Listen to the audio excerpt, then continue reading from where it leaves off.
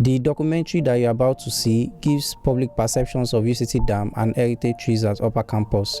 The goal is to investigate the values of these natural and artificial resources to users and non-users. Mankind came into existence millions of years after most ecosystem services had been. As the popular cliche goes, the last man dies when the last tree dies and other ecosystem services are lost. Trees provide several amenity services such as watershed protection, as it is the case for UCT Dam, habitat protection for animals such as squirrels and birds, air purification. In the context of climate change, trees have been identified to help regulate atmospheric CO2. A postdoctoral researcher at the Climate Systems Analysis Group, University of Cape Town, Dr. Neil Makele, points out the importance of trees to help mitigate the impacts of climate change.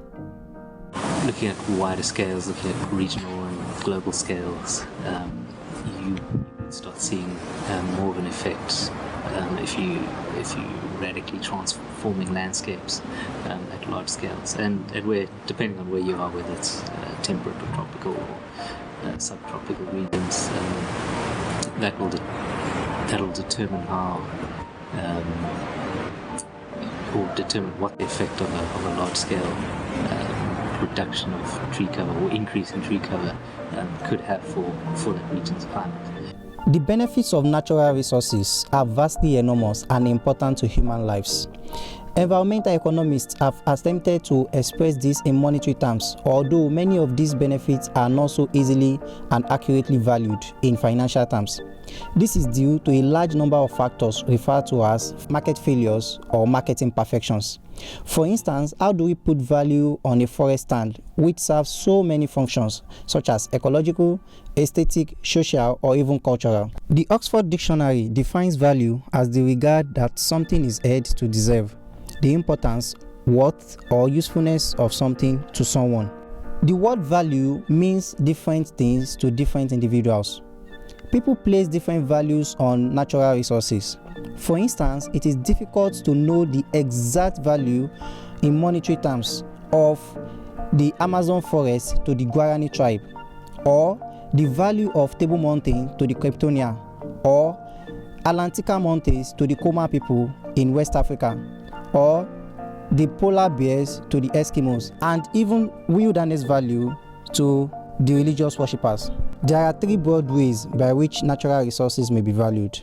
These are direct market pricing technique, indirect market pricing method, and non-market price technique. To get public perceptions of UCT Dam and heritage trees at Upper Campus, contingent valuation, which is a non-market price technique, was employed as an economic tool to gather responses from students and staff on the utility they get from the resources. Contingent valuation method is a survey-based economic technique for the valuation of non-market resources such as environmental preservation or the impact of contamination. CVM is a stated preference method which measures people or an individual willingness to pay in a hypothetical situation. The UCT Dam area should remain as is. It's not the intention to even consider turning it into an area for parking. It is a natural site. It forms part of the heritage forests. You're putting a value on a natural heritage resource, which is there for our students to enjoy. So you cannot put a price to that. We want to know the value of the dam and the heritage forests. What value can you put on it? I cannot put a monetary value on it. You're asking me to put a monetary value on the whole Upper Campus. I cannot do so. No, on the heritage forests. I cannot. I haven't done the math. I haven't worked it out because I'm not supporting the idea. So I cannot put a value on that. Okay.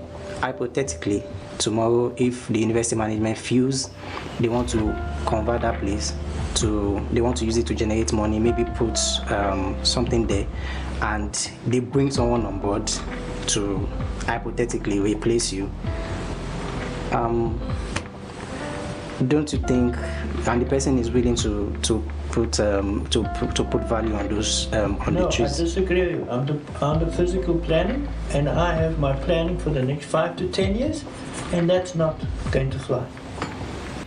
So you asked me how much value I put on the dam and how much I'd pay to have it in existence. Yes. And I would say that there's two ways to look at that realistically and hypothetically. Realistically, I would not be able to pay that much to keep the dam in existence, but hypothetically, I would pay as much as as much as needed. Okay, so the permit fees. Let's assume each time you visit here, you have to pay a token for your visit. You want to come here and relax, maybe work, and come here with your boyfriend. I think making me pay to come to a place like this kind of strips the value of why we should be here. It turns something beautiful into another capitalistic kind of scheme. But if necessary, we would pay. I would pay. But I guess we'd probably pay like somewhere between like 30. I'm saying it's valuable in itself. It's not valuable money-wise. It's valuable just being there. I think I like coming here, but I think I wouldn't mind paying if they implemented like a reasonable fee, so like 30 rand for every visit. But I definitely think it would decrease the amount of times that I come here. For every visit? Yeah. Every visit, 20. no, like 20 rand. I don't think they should take it right now. No, definitely not. It's worth a lot. Well, to be honest, I don't think I'd actually pay, because I actually would be against them building, let's say, a new establishment. Yeah, I mean, new cities are big enough already.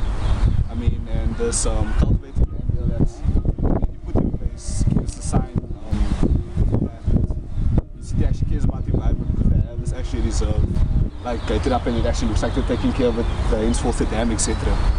For every visit, Yeah. say about, say 30, 40 bucks maybe. This place has a lot of value to the students. Yeah, like you said, people chill here. Like we also use it like for sports and things, like just to play games and stuff. Like it's a nice de-stress tool because like we're studying all the time, and like it's a convenient place to like just chill. It's like right here at campus. Like you don't have to go far. So like if somebody builds an establishment here, to just like spoil it like completely. And then also I don't think it will be good for the environment at all. So with the establishment comes pollution, those other things, pipes and things, and it will mess up the nature as well. Well, I guess disappointing. I won't pay to come and see the dam. If I have to pay to come here, then I just won't come at all. Okay, so you're saying this place isn't worth that much to you?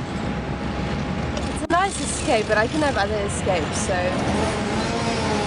For having this dam here in this environment, with the trees and the nature around us, like right next to where we actually study, I think it's probably going to be more valuable in its aesthetic purpose than having more facilities for lecturing and so forth. So if you're going to give me like a rating out of 10 about how much I prefer this over facilities, it's probably about like 7 or 8. Also, I think if you keep building into the mountain, you've got to ask at which point do you stop. So the UCT is already quite far into the mountain, and I think this part is so beautiful that it shouldn't be built over or destroyed. You pay probably about like maybe about max, I think 2,000 rand would be the most that I think I can add to my account.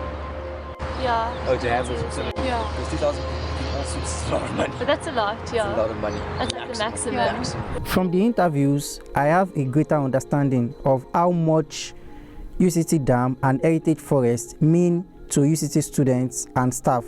They all seem unwilling for any changes to be made to the natural environment and are all willing to pay between 20 Rand and 40 Rand per visit to keep the natural resource as it is.